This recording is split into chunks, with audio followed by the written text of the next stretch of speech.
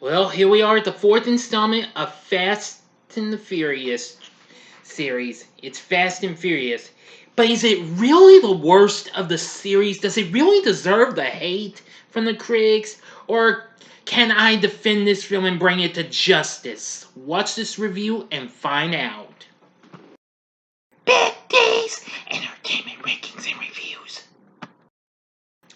So greetings, my fellow YouTubers, and welcome to Big D's Entertainment Rankings and Reviews.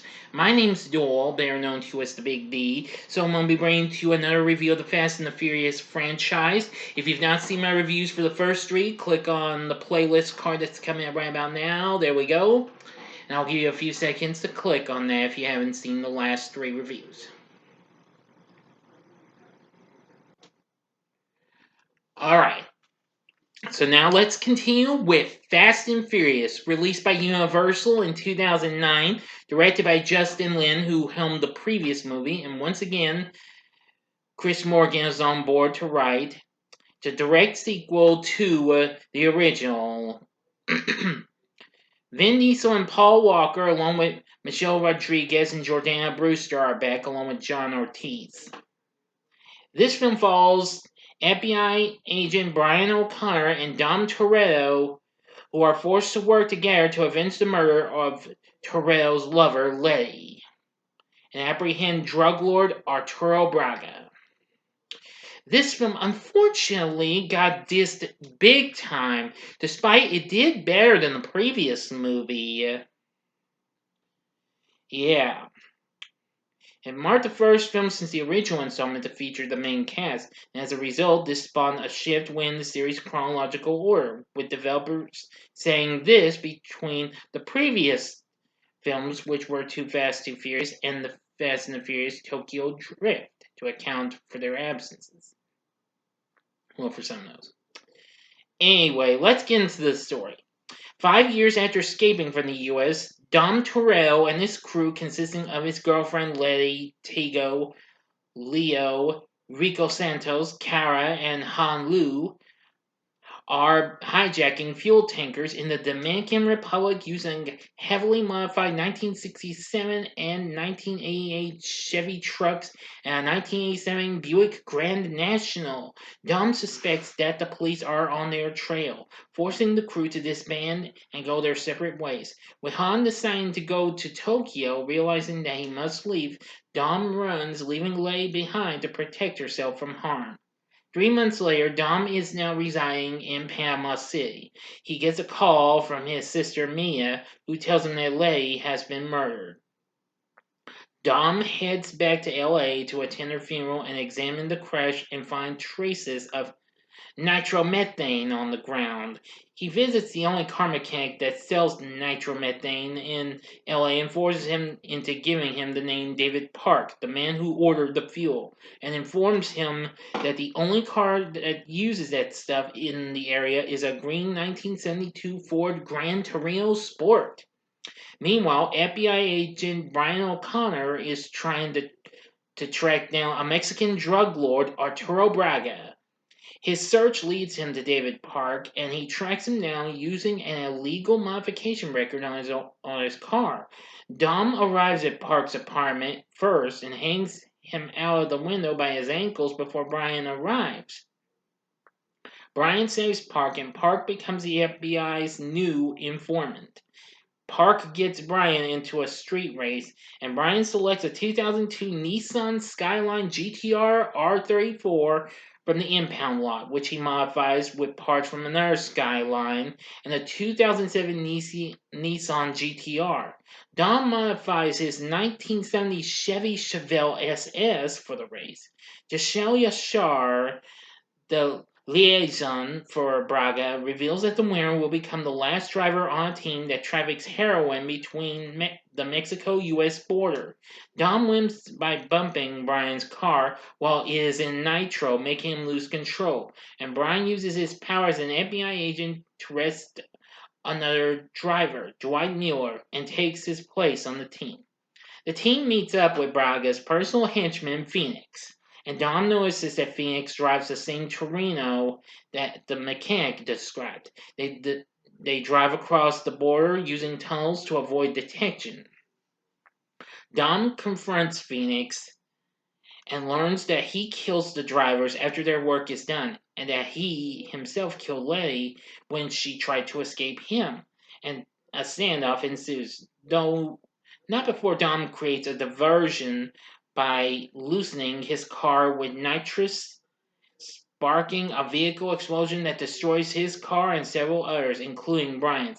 In the ensuing chaos, Dom and Brian hijack a 1999 Hummer H1 with $60 million worth of heroin in it. Dom and Brian drive back to LA and hide the heroin in a police impound lot, where they pick up a modified 2008 Subaru Impreza WRX STI hatchback. They subsequently drive back to Dom's house where they reunite with Mia. Dom finds out Brian was the last person to have contact with Lay, which results in Dom attacking Brian until he explains that Lay was working undercover. She was tracking down Braga in exchange for clearing Dominic's record. Brian tells his superiors that in exchange for Dom's pardon, he will lure Braga into a trap, forcing him to show up to exchange money for the heroin.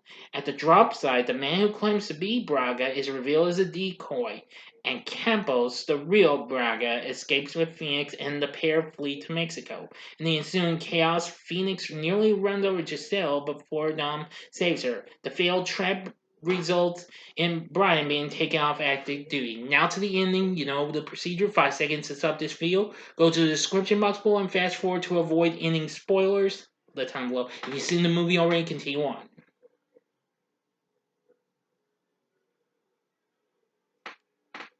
Okay, you've been warned.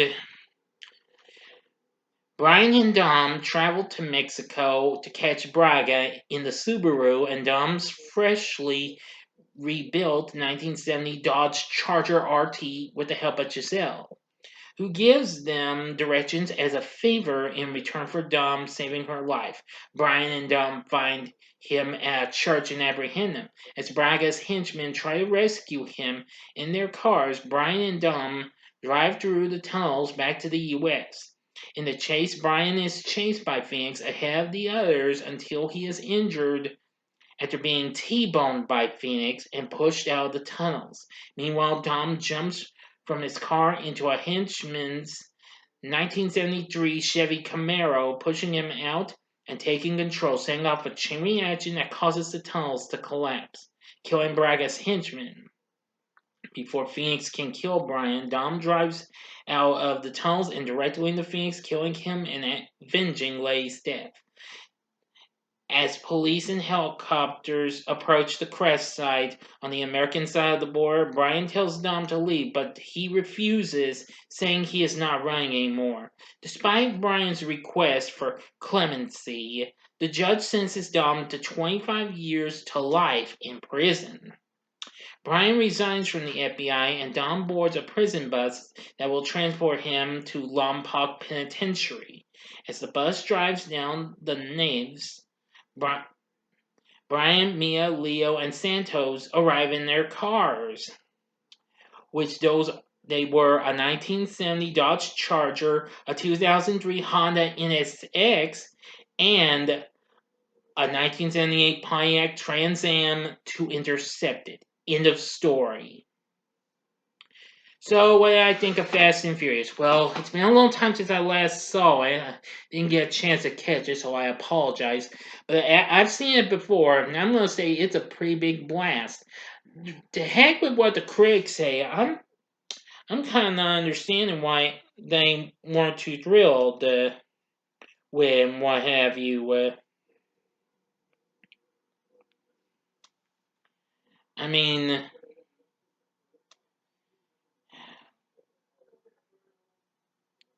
yeah, but even so, despite that, I think it's still a good movie and what have you. It'll probably be a little low on the ranking, but hey, I don't hate this movie. I like this movie. I need to give it a rewatch someday if I ever encounter it again. But anyway, even though it's less than 2 hours and what have you, this film still proves to have a good feeling and what have you. Vin Diesel and Paul Walker are still absolutely great in this. So is Michelle Rodriguez and Jordana Brewster. John Ortiz is pretty good as Braga and Campos. We have Gal Gadot, still a ways before playing Wonder Woman as Giselle, and Laz Alonso plays Phoenix. Not bad. We also have Sung Kang as Han, who of course appeared in the last movie. But anyway, we got lots of other people in this, so this is really something. We also have Brian Tyler back on board to do the score for this, and that was pretty good too. So anyway, with all that said, would I recommend Fast and Furious? I'd say hell yeah, this is still pretty good no matter what the critics say, but it would get a little better on with the next one and what have you. So anyway, I'd say give Fast and Furious a watch and what have you. If you're a completionist and what have you, and if you like it, go keep on watching it. But if you're not, then I can't say I didn't try. So let me know what you thought about Fast and Furious in the comments section below. If you like this video, click the like button below, subscribe to my channel, be a part of the Big D Nation. Join me next time when I bring to you a review of Fast 5. Thanks for watching, and if you like this, you may want to check out some of these other movies I've recently reviewed. In the upper left-hand corner is my review of the third Indiana Jones movie, which was Indiana Jones and the Last Crusade, or you can see the mixed reviewed one of the franchise, Indiana Jones and the Kingdom of the Crystal Skull, in the upper right-hand corner. Or, if you'd like, go to the bottom left-hand corner for my review of the James Bond flick, Sean Connery's last to be done with Eon Productions, Diamonds Are Forever. And the bottom right hand corner is the button you can click to subscribe. If you like rankings and reviews on movies, TV, music, video games, etc., then I'm your guy. Thanks for watching. Until next time, I'm the Big D saying, see ya.